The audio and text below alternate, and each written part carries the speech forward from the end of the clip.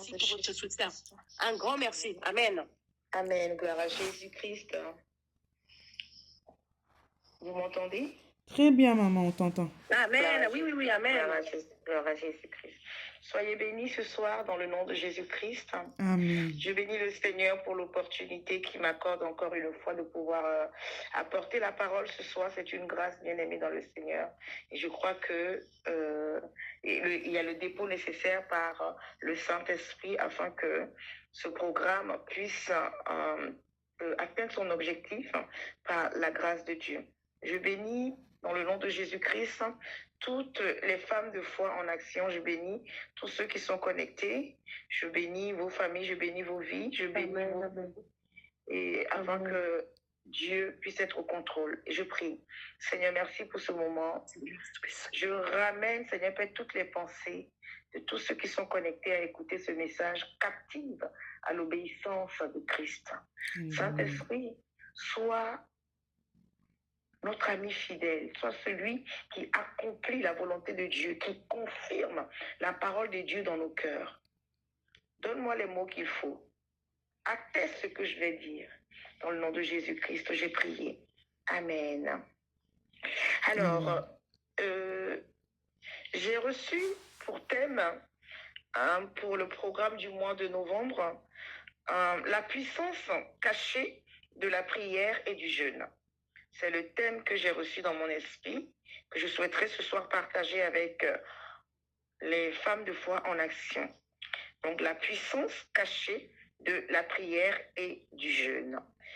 Et donc, ce thème sera reparti en 4 sous-thèmes. Donc, aujourd'hui, nous allons parler de la puissance de la prière. Jeudi prochain, nous parlerons de la puissance du jeûne. Et le jeudi, dans 3 semaines, nous parlerons de comment rendre efficace ma prière et mon temps de jeûne. Et en dernier, nous parlerons de que se passe-t-il lorsque nous jeûnons et lorsque nous prions. Donc, voici les 4 sous-thèmes. La puissance de la prière, la puissance du jeûne, comment se rendre efficace ma prière et mon temps de jeûne, et que se passe-t-il lorsque nous prions et lorsque nous jeûnons. Donc aujourd'hui, le premier sous-thème sera la puissance de la prière. Je sais que, étant chrétien, nous prions tous, nous savons ce que c'est que la prière. Mais permettez-moi de vous donner encore une fois, ce soir, la définition de la prière.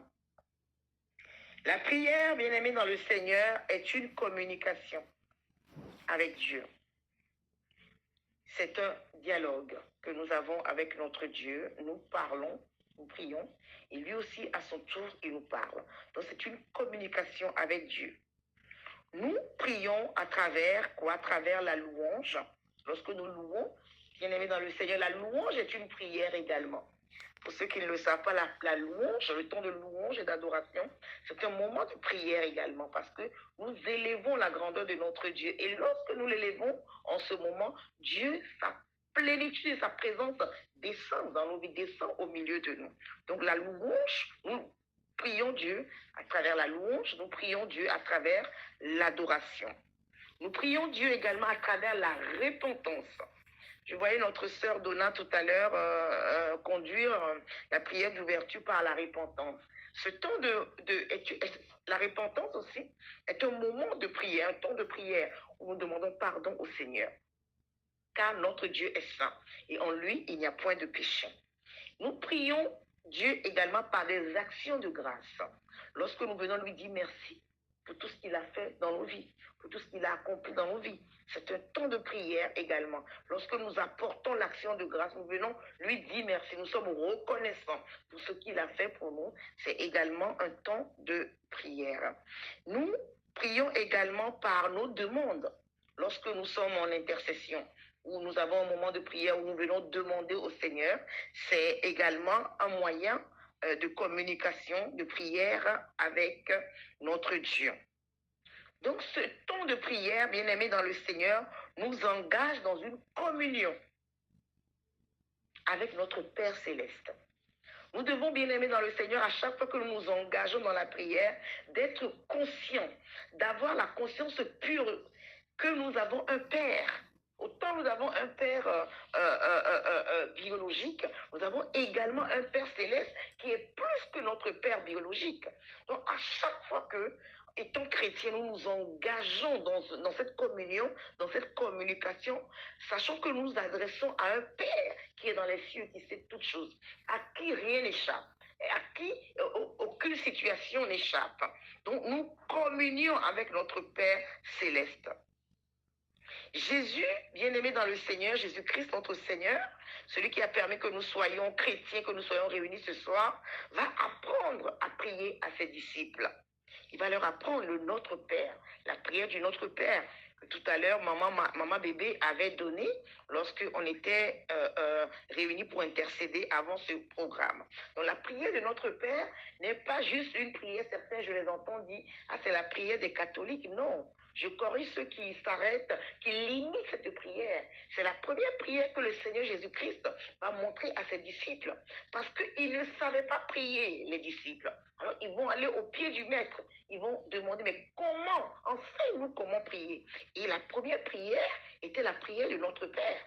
Donc cela rejoint ce que je disais tantôt, que nous avons un Père dans le ciel, nous avons un Père céleste qui est prêt à écouter nos prières. Et c'est à lui que nous adressons la prière de notre Père. Nous avons notre Père qui est dans les cieux. Alléluia. Bien-aimés dans le Seigneur, Romains 12, 12, nous allons lire, pour ceux qui ont leur Bible, Romains chapitre 12, verset 12. Je lis cette parole dans le nom de Jésus-Christ. Romains 12, verset 12. Réjouissez-vous en espérance, soyez patients dans la tribulation et persévérez dans la prière. Réjouissez-vous en espérance. C'est-à-dire, même lorsque c'est difficile, réjouissez-vous. Telle la sœur Donna en ouvrant la session, à l'instant, nous disait, réjouissons-nous, malgré l'adversité, réjouissons-nous, malgré les conflits, réjouissons-nous, toujours dans le Seigneur. Car lorsqu'on se réjouit dans le Seigneur, cela ouvre les portes indisposées pour la prière. Donc ce texte dit, réjouissez-vous en espérance. On se réjouit en espérant que lorsque nous allons prier, un Dieu, notre Père qui est dans les cieux, va nous exaucer. Soyez patients dans la tribulation. Donc lorsqu'il y aura la tribulation, lorsqu'il y aura les attaques, lorsqu'il y aura l'adversité, la Bible nous recommande d'être patients. Et ensuite persévérer dans la prière. Donc lorsque toutes ces choses viendront contre nous, on doit persévérer. On ne doit pas, bien aimé dans le Seigneur, baisser les bras. C'est une recommandation du Seigneur de persévérer dans la prière. Comme le verbe dit persévérer. Donc vous percez et vous verrez. Vous percez dans la prière, vous percez dans les proclamations, vous percez dans l'obéissance, vous percez dans les veillées de prière, vous percez dans les réunions de prière et vous verrez quoi? Vous verrez la gloire de Dieu. Dans le verbe persévérer, vous avez percé. On perce quoi? On perce ce qui est dur. On perce ce qui est bloqué. Comme une personne qui a une perceuse qui fait des travaux à la maison. Pour faire un trou dans un mur, elle va utiliser la perceuse très fort, tenir fort la perceuse, augmenter le volume afin de percer le mur qui est dur. C'est ainsi que par la prière, nous perçons ce qui est dur, nous perçons ce qui s'oppose à nous, nous perçons les oppositions afin de quoi? De voir la gloire de Dieu. Vous percez et vous verrez à travers la prière.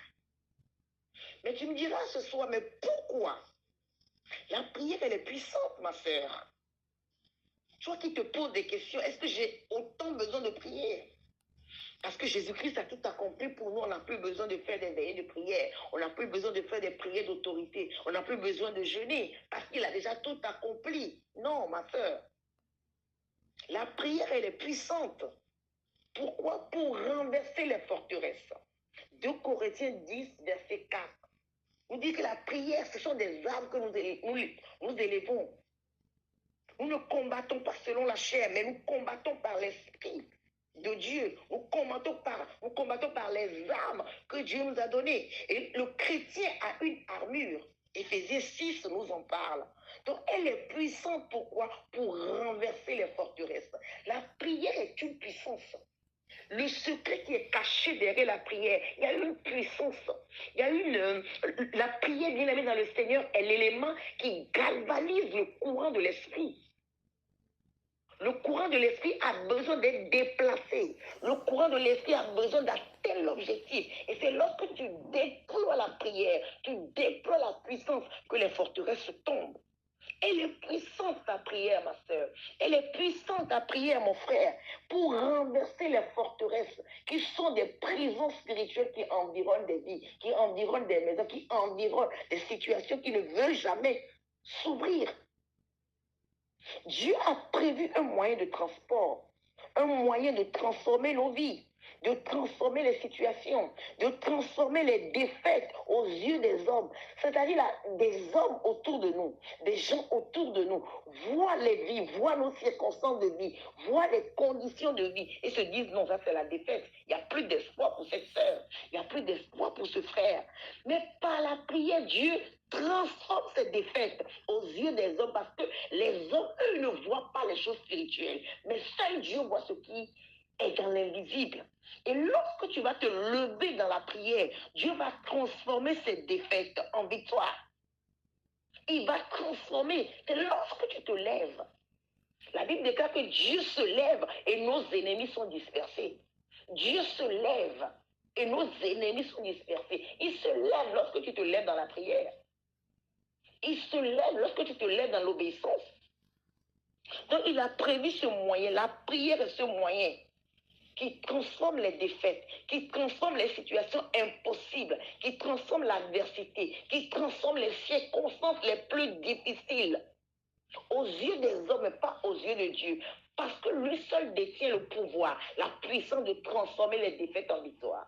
Raison pour laquelle vous allez voir que lorsqu'il y a une situation qui s'impose à vous et que vous prenez la résolution de prier, de prendre un temps de prière pour cette situation, vous voyez qu'il y a une puissance qui est déployée par vos prières. Pas que vous êtes forte, non, parce qu'il y a un Dieu qui travaille derrière votre prière. Il y a un Dieu qui travaille dans l'invisible derrière votre prière, derrière vos proclamations. Et donc, Dieu attend ce que nous prions afin qu'il montre qu'il est le Dieu qui peut transformer les situations. La prière est le moyen également par lequel les forteresses sataniques sont brisées. Des forteresses, des hauts lieux sataniques, des forces, des lois établies dans les vies, établies dans les familles, établies sur des familles vont tomber par le pouvoir et la puissance de la prière. Nos prières sont exaucées à travers le nom de Jésus-Christ. Bien-aimés dans le Seigneur, si vous êtes confrontés à des défaites, des écrasances, des poids lourds, des attaques physiques, des attaques spirituelles, lève-toi dans la prière. Pas que, certes, tu peux demander le soutien de la prière, mais toi-même, tu dois te lever dans la prière. Oui, c'est normal de demander l'aide à ton pasteur, à une servante de Dieu, à une sœur, soutiens-moi dans la prière. Mais toi aussi, tu dois te lever dans la prière, car c'est toi le premier concerné, ou c'est toi la première concernée. Aujourd'hui, je remarque que les chrétiens ne veulent plus prier. Je remarque que le chrétien manque de cette puissance. Lorsque nous lisons la parole de Dieu, nous lisons la vie de nos frères dans la foi, nos pères dans la foi, ceux qui avaient marché avec le Seigneur Jésus-Christ, ou ceux qui avaient marché avec Yahweh, qui avaient marché avec le Dieu de la Bible, on voyait la puissance qu'ils déployaient. Mais aujourd'hui, ces puissances, on peut les compter du bout des doigts. Ça ne se manifeste plus dans nos vies ou dans les églises. Pourquoi? Parce qu'il nous manque la vie de prière. Pourquoi est-ce qu'on n'expérimente plus ces témoignages éloquents, ces témoignages puissants, ces témoignages vivants que nous expérimentons, nous lisons dans la Bible? Parce que dans la vie des chrétiens, dans la vie, ou je vais même dire dans l'église ou dans le corps de Christ, il manque la puissance de la prière. Satan sait, l'ennemi de nos âmes sait que lorsque tu vas découvrir la puissance qui est cachée derrière la prière, c'est la défaite chez lui. Satan sait raison pour laquelle il va toujours te bloquer, t'empêcher, mettre le doute, mettre la paresse, mettre des faux raisonnements pour t'empêcher de prier parce qu'il sait que c'est par la prière que lui, il sera délogé. Il nous manque cette force parce que nous ne prions pas assez. Nous ne cherchons pas assez le Seigneur. Beaucoup, bien-aimés dans le Seigneur, ignorent la puissance libérée par la prière. Ils se disent, certains même, j'ai déjà entendu, oh Dieu ne fait plus de miracles. Les miracles sont restés dans la Bible, c'est dans l'ancien temps. C'était ce Dieu, mais c'est le même hier, aujourd'hui, éternellement. Il n'a point changé. Il n'a point changé. Il est le même. S'il l'a fait dans le passé avec ses patriarches, il peut le faire dans nos vies qui marchons avec lui. Mais la seule chose qu'il nous demande, c'est de l'invoquer. Il dit, invoque-moi le jour de ta détresse, je te répondrai. Invoque-moi. La prière, c'est invoquer Dieu. La prière, c'est dès que tu l'invoques. Bien aimé, lorsqu'on t'appelle, tu réponds. La même chose pour notre Dieu. Lorsque tu prends la position, tu te mets dans ton statut, dans ton état de chrétien, et tu invoques ton Dieu et te réponds. Bien aimé, nous ignorons cette puissance libérée par la prière. Raison pour laquelle beaucoup ne prient plus.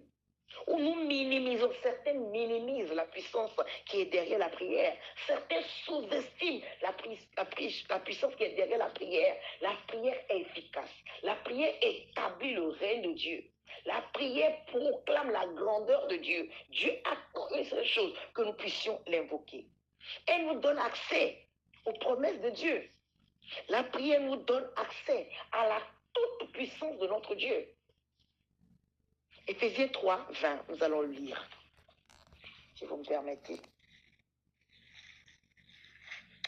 Éphésiens chapitre 3, verset 20. Je lis cette parole dans le nom de Jésus-Christ. Or, à celui qui, par la puissance qui agit en nous, peut faire infiniment au-delà de tout ce que nous demandons ou pensons. Waouh! Or, à celui qui, par la puissance qui agit en nous, peut faire infiniment au-delà de tout ce que nous demandons ou pensons. Donc, la puissance, je dirais même la toute puissance de Dieu. Si je dis la puissance, c'est le limité. La toute puissance, parce que sa puissance est élevée au-dessus de toute puissance. Cette puissance agit en nous. Donc, lorsque tu pries, la toute puissance de Dieu commence à agir. Quand tu pries, ma soeur, mon frère, ça commence par toi d'abord. Hein. C'est un avantage pour nous de prier. C'est un avantage pour le chrétien. Parce que quand tu commences à prier, ça commence en toi. Et après, ça se répand autour de toi. La prière, la toute-puissance de Dieu commence à travailler en toi. Si tu as le mal en toi, si tu es possédé, si tu as une maladie, tu as des manquements, tu as un caractère qui ne va pas, la prière commence à travailler en toi-même. La transformation, le miracle commence par toi-même qui a commencé à invoquer Dieu avant que ça n'agisse, soit dans la vie de ton mari, de tes enfants, de ta soeur, de ton frère ou de ton collègue ou du voisin. La prière commence à agir en nous-mêmes. Ce verset nous le dit, la toute-puissance de Dieu qui agit puissamment en nous. Donc cette puissance est infinie, ce texte nous dit. Et elle agit au-delà de tout ce que nous demandons. Donc ce que tu demandes à Dieu même peut faire plus que ça par la prière. Si tu as demandé 20 euros, il peut te donner 2000 euros. C'est ce que ça veut dire. Au-delà de tout ce que nous pouvons demander ou penser. Donc même lorsque tu penses la chose, oh Seigneur, comment vais-je faire pour payer cette facture? Je viens à tes pieds par la prière. Tu l'as juste pensé, tu n'as même pas encore demandé. Mais il est capable d'opérer un miracle pour pouvoir à ce besoin peut-être qui te manque. Donc, il ne faut pas limiter la toute puissance de Dieu. Pas la puissance, mais la toute puissance. Ce qui veut dire que sa puissance est élevée au-dessus de tout. Donc, à chaque fois que nous nous levons, nous disons, nous allons prier. Proclamons la toute-puissance de Dieu. Mettons notre confiance en la toute-puissance de Dieu, en ce Dieu qui sait tout, qui peut faire au-delà de ce qu'on peut lui demander à l'instant T, et au-delà de ce que nous pensons même bien avant de rentrer dans ce temps de prière. Il peut tout, notre Dieu. Mais la seule chose qui nous manque souvent, c'est la foi. Bien, mais notre Dieu exauce la foi. Nous sommes nombreux à venir à la prière. Nous sommes nombreux ce soir à être connectés pour écouter ce message. Nous n'avons pas tous ici le même niveau de foi. Certains reçoivent ce message autrement que d'autres. D'autres ont plus la foi élevée que d'autres. Et c'est celui qui aura la foi la plus déployée. C'est elle qui aura son exaucement, qui va toucher son miracle. Aujourd'hui, nous n'expérimentons plus la toute-puissance de Dieu parce que beaucoup limitent Dieu par leurs pensées, par leur raisonnement, par certaines doctrines. Nous limitons Yahweh, nous limitons Jésus-Christ. Nous ne sommes plus exaucés. Nous ne voyons plus de miracles. Nous n'expérimentons plus les exaucements époustouflants, éloquents de nos pères dans la foi. La Bible déclare que Élie, un homme comme vous et moi, a prié. Élie, un homme comme vous et moi, a prié. Et il a fermé les cieux 3 ans et 6 mois. Un homme comme vous et moi. Donc la toute puissance de Dieu qui travaillait avec lui. La glorieuse puissance de Dieu travaillait avec lui et il a osé prier, fermer le ciel que Dieu a créé. Waouh! Un homme comme vous et moi, nous avons reçu cette puissance à travers le nom de Jésus-Christ, afin de fermer les portes. Si une situation s'oppose à nous, nous avons l'autorité, la puissance, à travers le nom de Jésus-Christ, d'ouvrir ou de fermer, ou d'interdire, de déclarer, de faire venir, faire paraître, mais par la prière. Parce que nous refusons. Certains me diront aujourd'hui, mais oui, je veux bien agir, je veux bien vivre le miracle d'Élie, je veux vivre les miracles comme ma soeur l'avait vécu, ou mon frère l'avait vécu. Nous envions parfois les témoignages des frères et des sœurs, ou nous critiquons même parfois les miracles ou les témoignages des frères et des sœurs. Ma soeur, tu ne sais pas ce que cette sœur a payé dans le secret pour avoir ce miracle. Lorsque nos sœurs viennent à l'église, j'ai un témoignage. Tu écoutes certains témoignages, ça vivifie ta foi. Parce que cette sœur ou ce frère dans le secret a payé un prix dans la prière. J'avais dit une fois dans un temps d'enseignement qu'il faut qu'on paye la dîme du temps que Dieu nous donne à travers la prière. 24 heures dans une journée, nous payons à plus de 2 heures de prière. Si on n'a peut-être pas le temps de payer les 2 heures de prière, on peut faire en séquence une demi-heure le matin, une demi-heure à midi. Vous faites bien dans ce groupe de femmes de foi de prier à midi. Ça galvanise. La prière est un élément qui galvanise le courant de l'esprit. Donc tu pries une demi-heure le matin, une demi-heure à midi, une demi-heure l'après-midi, une demi-heure le soir. Ça te fait au moins 4 heures, 2 heures. 2 heures, quelques minutes par jour. Parce que, bien aimé dans le Seigneur, pourquoi est-ce que nous ne vivons plus ces miracles? Nous ne touchons plus la toute-puissance de Dieu parce que nous refusons le sacrifice. Nous refusons l'abandon total à Jésus-Christ. Beaucoup de chrétiens ne veulent plus s'abandonner à Jésus-Christ. Ah, c'est trop dur. Il y a trop de contraintes. Je ne veux plus me sacrifier. Non. Christ a déjà sacrifié pour moi. Je ne veux pas m'abandonner entièrement. Non, tous mes amis autour de moi sont un peu dans le monde. Voilà, je ne veux pas me retrouver sans amis. Le salut est personnel, ma sœur. L'abandon total à Jésus-Christ, c'est toutes ces choses qui nous empêchent de toucher la toute-puissance de Dieu. Il nous manque également la détermination. Lorsque tu sais que un chrétien ne peut pas rester une semaine sans jeûner. Je suis désolée. Certains, ils ne jeûnent jamais. Un chrétien ne peut pas rester une semaine sans jeûner. J'en parlerai de la puissance qui est derrière le jeûne. Il nous manque également, bien aimé dans le Seigneur, la détermination, c'est ce que je disais tantôt. On n'est pas déterminé. Je dois prier tous les jours. Il faut avoir 1 heure de prière, un moment de prière, un temps de méditation de la parole. Un temps où tu dois invoquer ton Dieu, prier. Bien aimé, ce soir, cet enseignement s'adresse à qui? Aux violents. Excusez-moi. Cet enseignement ce soir s'adresse aux violents. Aux violents, ceux qui veulent faire la différence, ceux qui veulent voir la différence, ceux qui veulent manifester la toute-puissance de Dieu. Cet enseignement ce soir s'adresse à ces personnes. Jésus-Christ va dire dans le livre de Matthieu 21, verset 13, « Ma maison sera appelée une maison de prière. » Ta maison est une maison de quoi? Maison de commérage? Maison de fête mondaine? Maison où on ne fait que manger et on ne prie jamais? Ma maison, maison de querelle, maison de division. Ma maison sera appelée maison de prière. Ta maison doit être appelée la maison de prière. Et le corps, et ton corps qui est le temple du Saint-Esprit, également doit être appelé maison de prière. C'est-à-dire, quand on te voit, tu transportes la puissance de Dieu. Quand on te voit, on sent le feu. Quand on écoute même ta voix, des fois, bien, mais la voix, ta voix même, quand on écoute, on doit se dire, non, cette personne est prie vraiment. Le feu de la prière doit braiser un peu ta corde vocale. De temps en temps, pour que ta voix soit un peu cassée. Le feu de la prière doit braiser un peu ta voix. On aime trop le confort, raison pour laquelle on ne touche plus la toute-puissance de Dieu. Ma maison sera appelée la maison de prière. Nos maisons s'appellent comment? Ta vie doit être appelée on doit dire cette femme est une femme de prière. Cet homme est un homme de prière. Il nous dit priez sans cesse. Ne vous taisez point, priez sans cesse en tout lieu.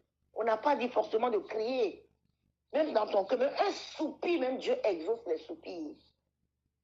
Même 5 minutes de prière, Seigneur, j'établis ton règne, je prie, je te confie mes enfants, je te confie mon mari, je te confie mon travail, cette collègue qui me prend la tête. Seigneur, j'invoque ton feu, j'invoque ta volonté. Seigneur, qu'elle soit assujettie à ta présence, à ta volonté, afin que ne m'embête plus. Il faut prier sans cesse. Pour tout, le chrétien doit prier sans cesse. Jésus-Christ, il priait sans cesse. Il priait sans cesse. Pendant qu'il dormait, la Bible nous déclare que l'ennemi est venu semer. Matthieu 13, 25, le temps avance. Matthieu 13, 25. Pendant qu'il dormait, pendant que tu dormais, pendant que tu refusais de prier, l'ennemi est venu. Quand tu ne pries pas, l'ennemi va venir semer. Ma soeur. Tant que tu ne prieras pas, tu vas dire non, c'est pas grave. L'ennemi viendra semer. Ce texte nous dit que pendant qu'il dormait, pendant qu'il se reposait, pendant qu'il ne dormait pas et ne priait pas avant d'aller se coucher, l'esprit impur est revenu encore abuser d'elle ou de lui. Pendant qu'il dormait, qu'il n'a pas prié, les sorciers de sa famille sont venus encore l'attaquer. Il s'est réveillé avec des maladies. Pendant qu'il dormait, l'ennemi est venu semer. Il vient semer quoi? Il vient semer des maladies. Ils viennent semer le désordre, ils viennent semer le divorce, ils viennent semer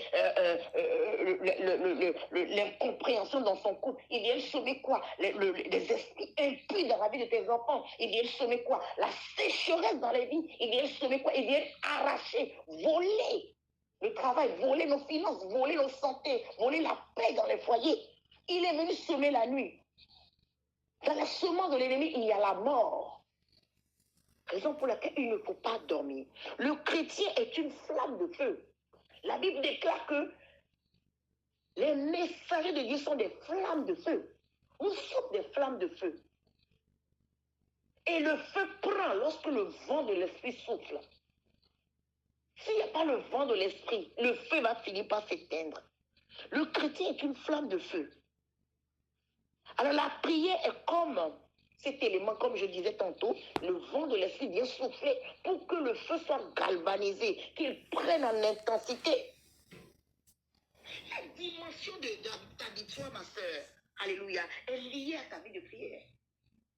Tu verras que dès que tu commences à prier, tu vois que les situations sont décantées. Les situations, tu vois que les oppositions tombent. Moi, je l'ai expérimenté plusieurs fois. Lorsque je monte en intensité, je vois des miracles, je vois que les choses commencent à aller. Et c'est ce qui m'a poussé à toujours prier, à intercéder, à prier le Seigneur. La prière, c'est une clé. Je voyais le profil de maman bébé et tout à l'heure, j'avais jamais fait attention. Je dis, waouh, vraiment, c'est le résumé de ma prédication qui est sur son profil. La clé, c'est une clé qui ouvre les portes. Et c'est une clé qui ferme les portes aussi à l'ennemi. Elle ouvre les portes aux bénédictions et elle ferme la porte à l'ennemi. Beaucoup de prophéties sont en attente. Est-ce que là, les prophètes ont menti? Non. Beaucoup de visions sont en suspens. Beaucoup de paroles de connaissance, de révélation sont pas réalisées. Est-ce que ces personnes ont menti? Certains me diront oui, elle n'est pas une vraie prophète ou prophétesse ou la parole n'est pas vraie. Non, c'est toi qui as manqué de vie de prière. Lorsque la prophétie est libérée, il faut l'entretenir avec quoi? Avec la prière. Ça, c'est la parole de Dieu. Il faut l'entretenir avec une vie de prière. Il y a une puissance derrière la prière. Satan veut nous empêcher de prier. On a un frère à l'église qui aimait beaucoup la présence de Dieu. Et un soir, on avait un programme à l'église et il était venu faire son service, prier comme d'habitude. La même nuit où on était en train de prier, on montait en intensité dans la prière, la louange. Il y a eu un cambriolage dans son immeuble. Des petits voyous que vous connaissez sont rentrés dans leur immeuble. Ils ont cassé, d'ailleurs, les parkings, ils ont cassé les voitures, ils ont volé, rentré dans les appartements, sauf chez lui et sauf sa voiture. Le lendemain, quand il va rentrer chez lui, les voisins, c'était la débandade, la police était là. Et les voisins ont commencé à l'accuser. Ah, c'est sûr que c'est toi qui as envoyé des voyous. Comment se fait-il que nous, on a été cambriolés et que toi, ta voiture est indemne et que ton appartement n'a pas été cambriolé? Et il s'est mis à leur dire, mais moi, j'étais dans la présence de Dieu. Mais vous, vous étiez où? Bien-aimé dans le Seigneur, la prière sécurise ta vie. La prière sécurise ta maison. La prière sécurise ton travail. Sa vie était sécurisée, sa voiture sécurisée, son appartement sécurisé. C'est ainsi que le diable fait. Lorsque ta maison n'est pas protégée, ta vie n'est pas protégée par la prière, il viendra cambrioler. Cet événement qui a eu lieu dans la vie, cet événement physique qui a eu lieu dans la vie de notre frère, c'est la même chose dans le monde spirituel.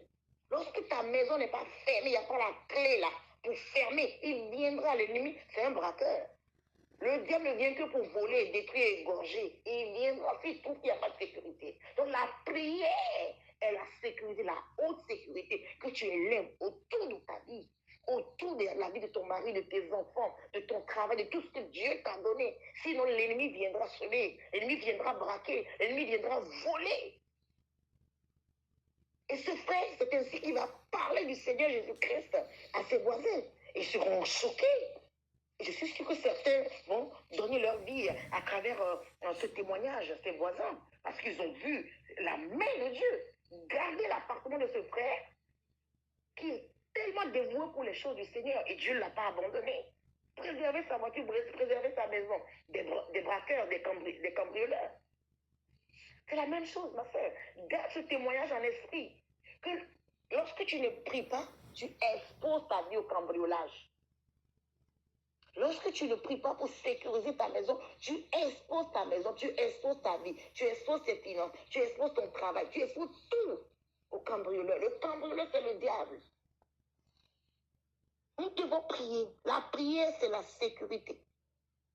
David, la prière nous révèle également au monde. Dans le Seigneur, la prière va te... Il y a des héros qui sommeillent en nous. Tu m'écoutes ce soir. Il y a des héros, tu es une héroïne. Il y a ce dépôt d'héroïsme qui sommeille en toi. C'est lorsque tu vas commencer à prier que ce dépôt va être déployé. David, qui le connaissait? Jusqu'au jour où il y a eu un problème, il y a eu un Goliath. Le Goliath, c'est ce problème-là. Le Goliath, c'est la situation qui crée la peur dans vos familles, qui crée la peur dans un environnement. Mais toi, connaissant Jésus-Christ, ayant la puissance de la prière, ayant été enseigné de ce que c'est que la prière, tu vas te lever et Goliath va tomber. Goliath va tomber. Goliath de ta famille va tomber. Goliath aux yeux de tous va tomber. Et ils vont remarquer que, ah, mais cette sœur, elle sait réellement un Dieu. Elle prie réellement un Dieu. Elle prie réellement. Il y a une puissance qui accompagne sa prière. David va être révélé à tout un peuple par la prière. Quel est cet incirconcis qui insulte notre Dieu? Il va se lever, il va dire, je me lève contre toi au nom de l'Éternel. C'est ça. Tu te lèves contre les Goliaths de ta vie au nom de Jésus-Christ. Tu te lèves contre les principautés de ta famille au nom de Jésus-Christ. Les dominations qui vous maintiennent dans cette situation au nom de Jésus-Christ. Et lorsque ces dominations vont tomber, ta famille, Ces forces qui combattaient depuis des années, des siècles, vos familles, tous ceux qui vont voir ce que Dieu va faire, ils vont dire, waouh, il y a un Dieu qui marche avec ce frère, un Dieu qui marche avec cette sœur. La prière te révèle quel Dieu qui marche avec toi. La prière révèle ton identité. La prière révèle le dépôt de Dieu en toi. Quelle puissance cachée derrière la prière. Nous allons prier ce soir. Si quelqu'un a quelque chose à dire ou à demander, sinon nous allons prier. S'il n'y a rien à rajouter, on est presque à la fin. Nous allons prier. De là où tu es, tu vas juste dire, Seigneur, je reconnais que ma flamme s'est éteinte. Ma flamme de prière s'est éteinte. Je prie afin que le vent de l'Esprit souffle et ravive cette flamme. Désire-le ce soir. Dis, Seigneur, tu me recommandes de prier sans cesse. Et j'ai remarqué que je ne prie plus assez. Je ne te cherche plus assez. Je suis affaibli spirituellement. J'ai perdu la vigueur. Mais dans ta présence en ce jour, je viens demander que tu relèves ma vie de prière.